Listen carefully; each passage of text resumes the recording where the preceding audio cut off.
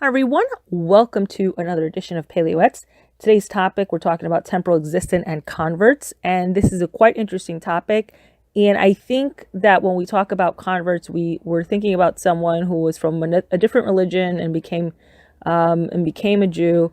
And believe it or not, the term convert actually is a little bit more encompassing, and you may be shocked as to who or when you are considered a convert, even if you were born a Jew. So we're going to get right into it. Today's topic is a little bit longer than normal, but we'll certainly get through it, bezrat HaShem. And it says, it is written in Devarim Hayamim 129, we are strangers on the land. It is written in Tehillim 39:13, for I am a stranger with you. A fundamental principle in Judaism is that a person should not pursue luxuries, and he should not be meticulous about food, clothing, and a fancy house. I think I'm going to read that again because I think a lot of us, this concept has for sure been lost. And it says that a person should not pursue luxuries. He should not be meticulous about food, clothing, and a fancy house. Okay, now that we got that clear, rather one should be like a traveler who lodges on the road and is satisfied with whatever comes his way. His singular objective should be the world to come, for it is his true home. So this is something we should all remember. We are just strangers here passing by. It says, even regarding that which he must obtain from matters of this world, his objective should be that they serve as a preparation to gain the pathways of life. And all of his action should be for the sake of Shemaim. And he should not do more than what is absolutely necessary for the sake of the heavenly goals. He should not allow his evil inclination to beguile him with visions of vanity and deception, even though it is the way of the evil inclination to portray all of the luxuries of this world as if they are absolute necessities for the service of God. So this is very true. We constantly are allowing the Yetzer Hara, and we are just so willing to go along with it, saying that if I had all the money in the world, certainly I would use it for Hashem's purpose. If I had this great house, certainly I would use it for Hashem's purpose. If I had this car, certainly I would use it for Hashem's purpose. I think this is something that we do, and it is a trick from the Yetzer Hara, and it's one that for sure I myself have stumbled into this trap quite a many of times. So we're going to continue. It says, however, it requires profound wisdom to discern between that which is necessary and that which is merely a luxury, as well as not to follow the advice of one's evil inclination until his good inclination comes and investigates. So this is the thing, we have to take a step back, and we really have to ask ourselves truthfully, why do I really want this? In other words, why do I really want a BMW as opposed to a Ford Focus, right? Both will get me to the same place. Both will do the same thing. Why do I want this huge house as opposed to a modest house, like a 2-3 bedroom home, depending on the size of your family? We have to ask ourselves these questions. And sometimes we may not like the answers, which is, I think, why we don't ask the question. So it says, in truth, the halakha decisors in Shulchan Aruch Yardiyeh 159:1 have ruled in regard to the halakha that one may not lend money to a non-Jew with interest except an amount necessary for his basic existence, that nowadays everything is considered basic existence. And this is due to the increase in taxes, tariffs, dowries, and other expenses. Nevertheless, I maintain that in the way of a man wants to go, Shemaim helps him. So we've heard this before, wherever one wants to go, Hashem will help him on that path. If he wants to go on the path, Has v'Shalom, of wickedness, Hashem will help him. And if he wants to go on the path of righteousness, bezrat Hashem will help him. So it says, a person who makes his work primary and toils to be rich with all kinds of strategies and devices to fill his storehouses, HaKadosh Baruch Hu will send him large expenses. And as a result, he thinks that he did well and toiled with his 10 fingers to earn great profits. If he had not done so, how would he have been able to cover these costs? So this is something too, right? Like, thank God I put in those extra hours at the office because look what happened. My tire blew. But the thing is, Hashem has a way of evening out the scales. This is why we always hear the advice. It's not worth it. You do just, the hishtadlut. You just do your basic efforts. What is ordained to you will come to you. We just have to do the bare minimum. And I don't want that to come across as lazy, but we don't have to put in 15 hours, 12 hours in the office. It's not necessary. 8 hours will do. Your 7 to 8 hours will do. So it says the soothsayer do not understand that if only he had earned a lesser amount, a Kadosh Baruch Hu would have sent him only smaller expenses. And this is very true. We see this time and time again. So it says if a person who wants to establish his Torah as primary for most of the day and his work is secondary, he's guaranteed that his bread will never be lacking. So this is a beautiful promise, but it's one that requires a lot of emunah, and it's something that we're all lacking in this day and age. So it says God has already promised that he gives bread to all flesh. For his kindness is everlasting, as is written in Tehillim 145:16. You open your hand, you satisfy the desire of every living thing. So it says, to the extent which a man suffers effort, pain, and toil until is sometimes driven from this world, and the next is because he wants to pursue luxuries and sensual pleasures. So this is true. This is really what shortens our life. The fact that what are we really working for? I think that if you're really honest with yourself, you'll really, start to take account. What are you really working for? It's funny, we're working so hard to be able to go on these vacations and things to help us to rest. But maybe if we weren't spending 11 hours at the office, perhaps we wouldn't be so stressed out all the time. So it says, there are the plague of men, and this is the evil of man, which he eats the fruit in this world. Toil, anger, and rising early after eating the bread of frustration, and the principle remains for the world to come. The nature of this world no longer exists, and now they eat their portion, the sins, transgressions, loss of Torah and mitzvot, etc. So this is our patriarch Yaakov Avinu. The choices of the patriarchs did not ask from God, but bread to eat and clothes to wear. Could you imagine if that's all? Could you imagine if we had risen to that level where we just want the basic necessities? It says the Tana in Avot 6:4 already said, this is the way of the Torah. Bread and salt you should eat, water in measure you should drink, and on the ground you should sleep. Life of pain you should live, and the Torah you should toil. So I think I said this before in a previous year. We're here for Mutai, right? Mutai is an acronym. Mitzvot, Torah, and Yisurim. Unfortunately, that is the formula to gain Olam Haba.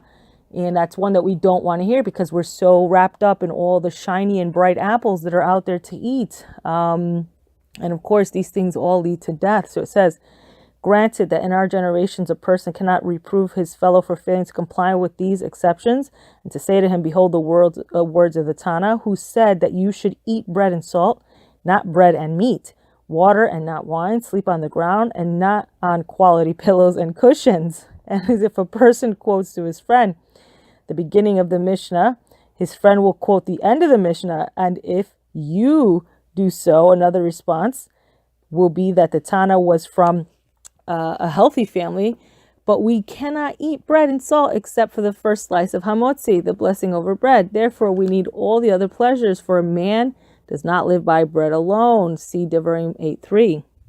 So this is true to the degree that we have become accustomed, and it has been transformed into a necessity. Much in the same way that our sages in Ketubot 67b said, the satisfaction of his efficiency, which is lacking to him, as quoted in Devorah 15:8, even a horse to ride upon, a servant to run before him.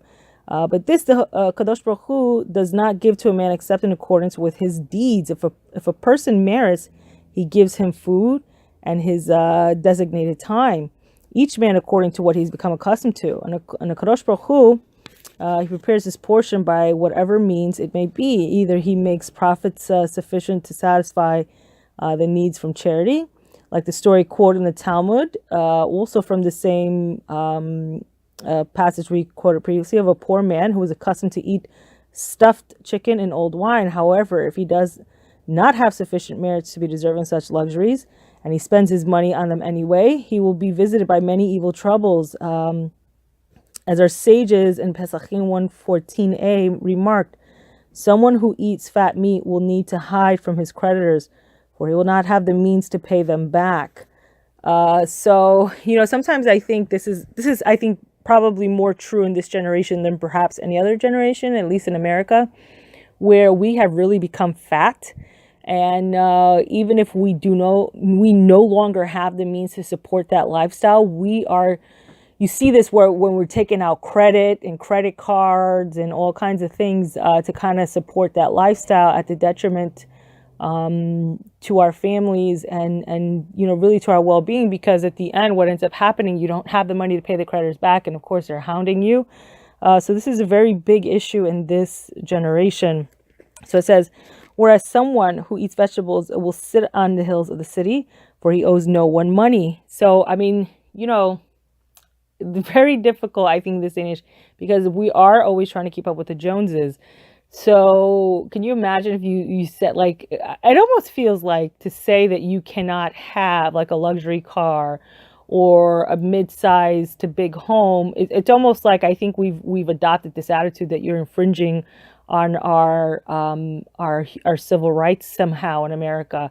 And there's this whole, and you see this really like in all the riots and everything that are going on in America, this almost push that we must also live like the wealthy, and to not do so would be a crime against humanity.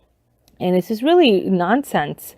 It's very much nonsense. I think that we really have to get a clue. Like, we have to get a clue, and we really have to wise up. A lot of mishigas that's going on lately, and it just seems to be growing and growing. It's a sense of entitlement, and I think that we should rebrand what this generation is, and it's a generation of entitlements.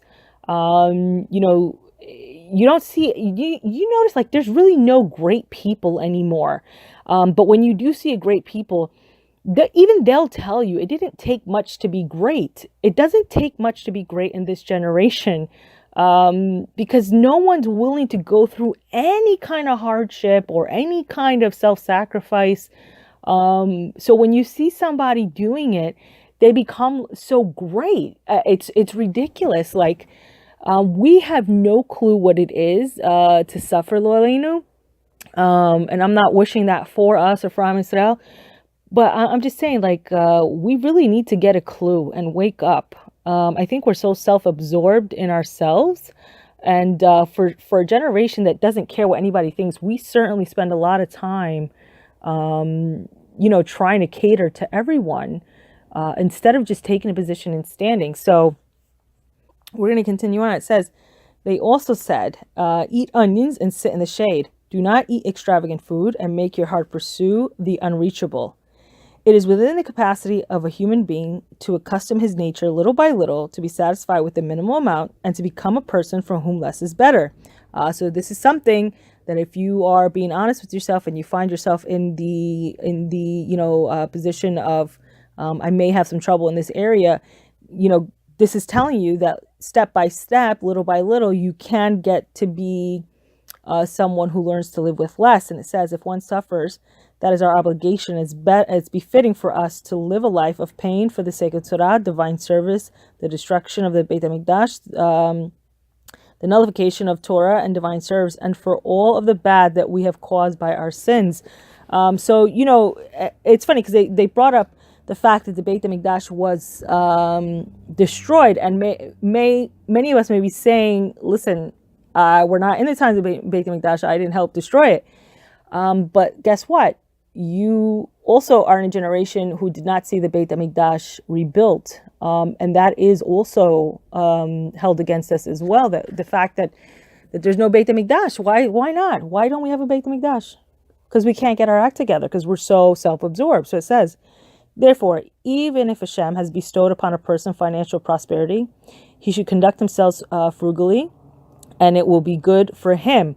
Go out and learn for our holy forefathers, who were always as strangers upon the earth and did not engross themselves in human pleasures. They always dwelled in tents and not in houses, and they wandered from place to place with ease. And when Yaakov sought to dwell with serenity and immediately encountered the painful incident of Yosef, all the more so, we who are orphans, the sons of orphans filled with iniquity, that if we seek pleasures here, we will consume our world during our lifetime. Has v'shalom. And what shall remain of this world? What shall remain for the world to come? Granted, there are sages in Eruvin 54a said, if you have monetary means, benefit yourself. This refers to providing at least the minimal necessities in accord to one's person's time and place. Then if a person has the means, he has permission to make expenditures according to those needs. But if he does not have a generous income, it is not proper for him to toil to become rich in order to afford large expenses.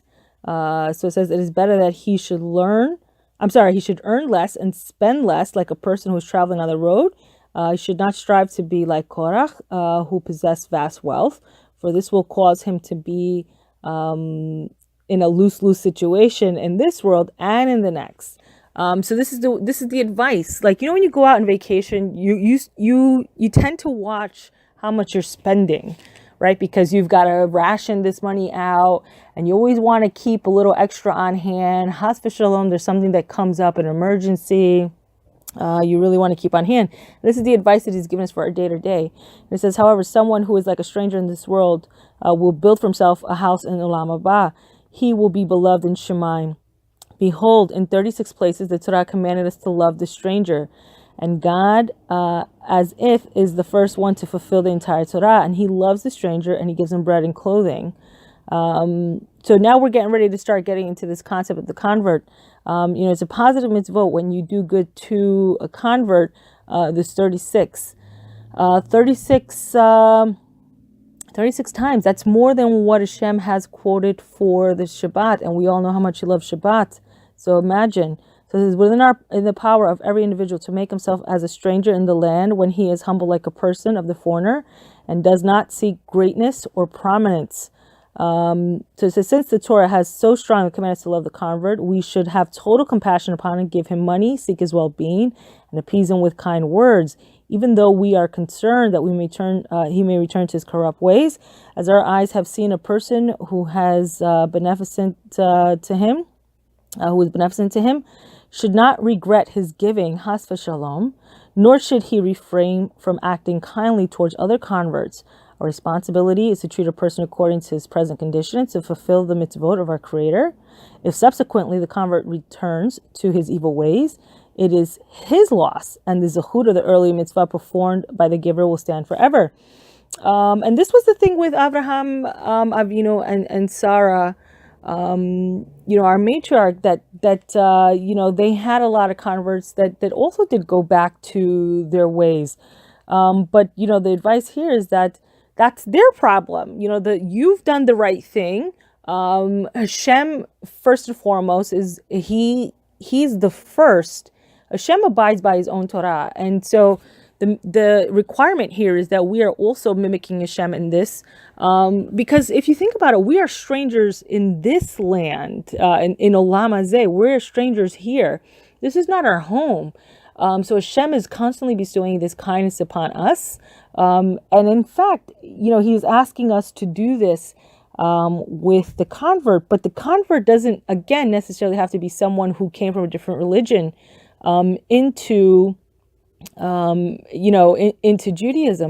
I don't want to spoil it. We're getting ready to get into a little bit more of those definitions.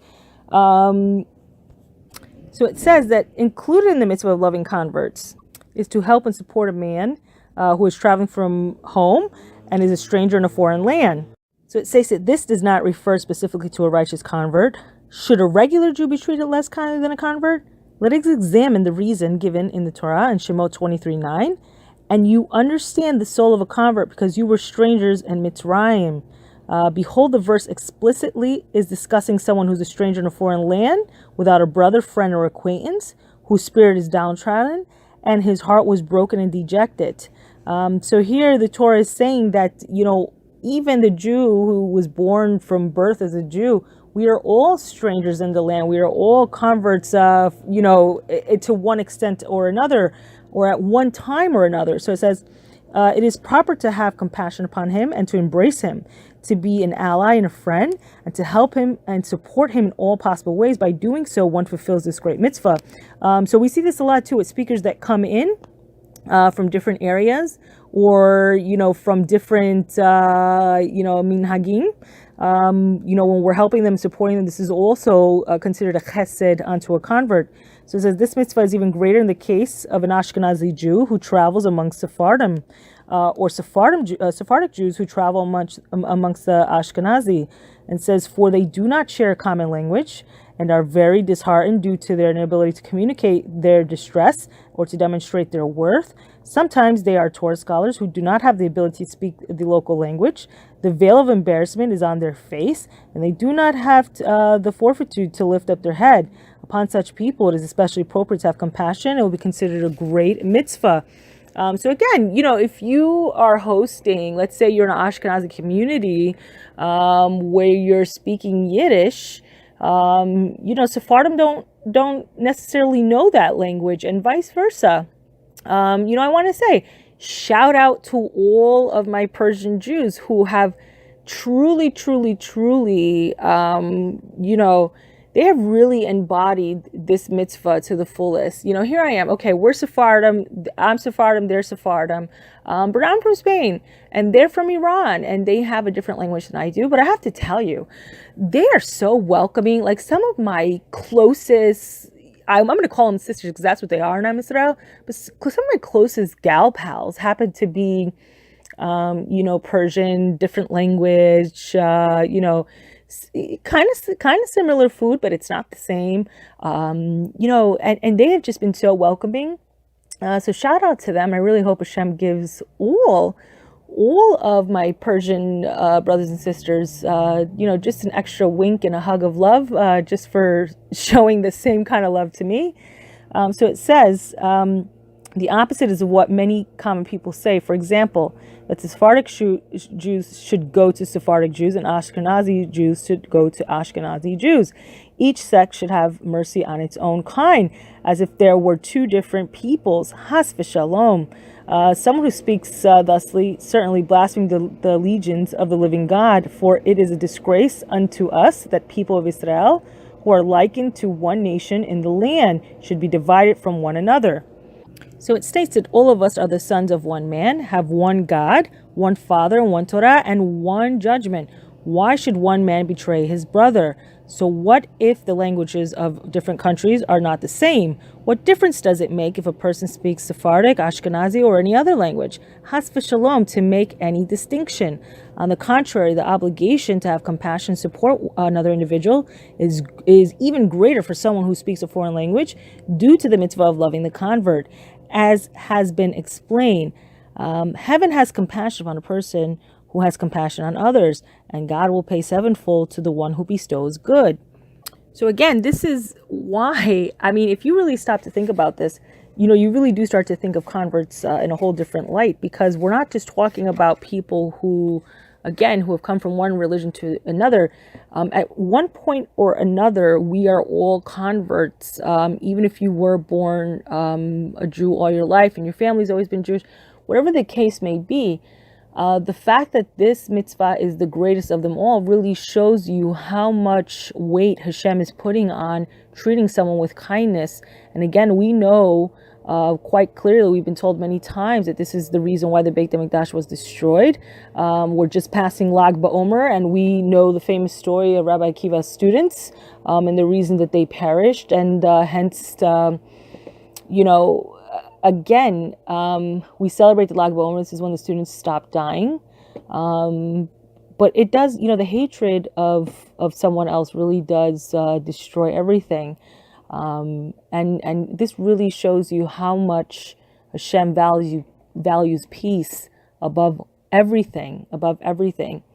But just as a side note, since we're talking about the issue of converts, and I know this is coming up a lot, and there's been, I've been helping out with the Beit Din, and it's funny, like there's a separate issue that's going on. But I want to talk about briefly, like, who's a convert? What is their soul kind of like? Where's their soul coming from? Because we know, in essence, they have this spark that's in them. And the question is, why? Why are they awakening to Judaism? Why are they gravitating towards it? It's very interesting, because in the beginning, when Hashem was going out through all the nations, and he was asking everyone, do you want to set my Torah? And the nations one by one were saying no. With everything, we go by the majority. And in those individual nations that were saying, no, we do not want to accept the Torah for whatever reason, because it says we can't this or that or whatever the case may be, There were, a minority of people within each of those nations who were saying, yes, I will take the Torah. But of course, they were outvoted. But Hashem has remembered them. And you see this now that we're in the end of days, where they are starting to come and say yes. And they're really pushing hard. They are fighting with all that they have. It's been a tremendous honor to hear and to work with some of these converts who have these incredible stories fighting their way to Am Yisrael.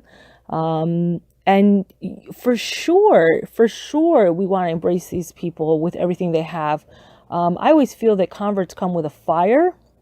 And, Jews who've been frum from birth, sometimes or even born Jews, they kind of lack this fire. But what they do know, for the most part, the majority of them know, what they have is the mechanics of the service.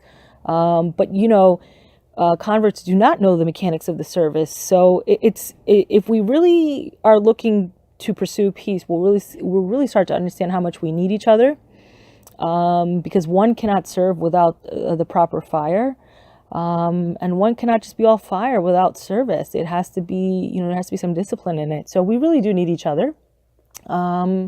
Be kind to a convert, and that doesn't just mean somebody who, like we explained, who came over from a different religion. If you have a stranger in your land, host them, help them, support them. When you see these Rebbeim who are coming out and giving these tremendous shirim, for sure, lend them a hand, go out, show support, advertise their shirim. Everything you do to help this convert, and again, I use the convert in the term that it's been explained to us, that they are strangers in our neck of the woods.